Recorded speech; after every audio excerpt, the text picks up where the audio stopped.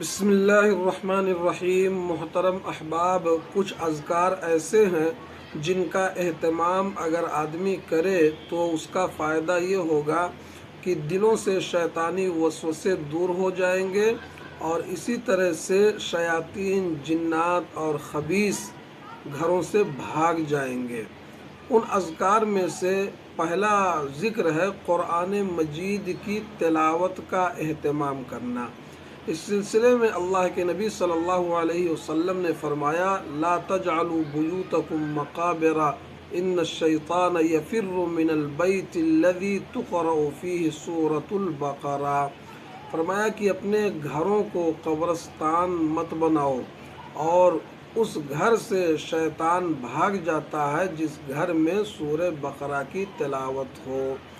تو پہلا ذکر ہے کہ قرآن مجید کی تلاوت کی جائے، خاص طور پر سورہ بقرہ کی تلاوت کی جائے تو شیاطین اور جنات اور خبیث یہ گھروں سے بھاگ جاتے ہیں۔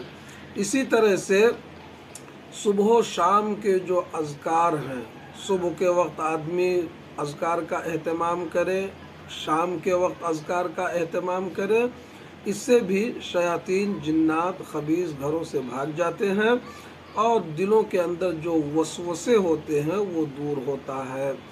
اسی طرح سے آدمی جب سونے کے لیے گھر میں جائے تو وضو بنائے اور بسم اللہ کہہ کر کے دروازہ بند کرے، سونے کی دعا پڑھے اور اس کے بعد سوئے۔ جب آدمی بیدار ہو تو اس وقت دعا پڑھے۔ اسی طرح سے مسجد میں داخل ہو اس کی دعا پڑھے، مسجد سے نکلنے کی دعا پڑھے، اور دیگر جو دعائیں ہیں، مثلا اذان ہو تو اس کو پورے دھیان کے ساتھ اذان کو سنے اور اس کا جواب دے۔ یعنی مؤذن جب اذان دے تو اذان کو آدمی گھر میں بیٹھ کر کے پورے اہتمام سے سنے اور اس کا جواب دے۔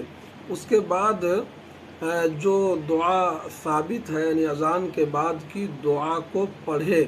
اس سے شیاطین اور جنات اور خبیث سے چھٹکارا مل جائے گا۔ اور سوتے وقت آدمی آیت الکرسی کا اہتمام کرے۔ اسی طرح سے سورہ بقرہ کی جو آخری 2 آیات ہیں، ان 2 آیات کا اہتمام کرے۔ اور اسی طرح سے ایک دعا ہے: لا الہ الا اللہ وحدہ لا شریک لہ لہ الملک ولہ الحمد وہو علی کل شیء قدیر۔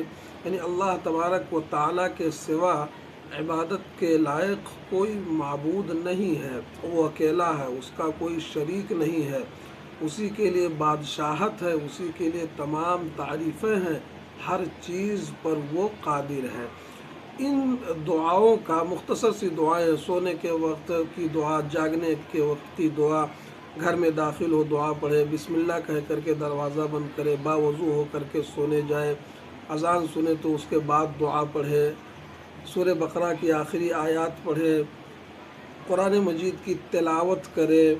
یہ مختصر سے اذکار ہیں، اگر آدمی ان کا اہتمام کرے تو بہت سارے گھر جو شیاطین، جنات اور خبیث کو لے کر کے پریشان ہیں، وہ بڑی آسانی سے ان کے لیے ان کا مسئلہ حل ہو جائے گا، بجائے اس کے کہ کسی ڈھونگی کے پاس، کسی ایسے آدمی کے پاس جو غیر شرعی طریقے پر دعا کرتا ہو، جو شرکیہ افعال کرواتا ہو، تعویذ گنڈے وغیرہ دیتا ہو، وہاں جانے کے بجائے آدمی خود اہتمام کرے۔ اللہ تعالیٰ کامیاب شفا دے گا۔ اللہ تعالیٰ ہم سب کو عمل کی توفیق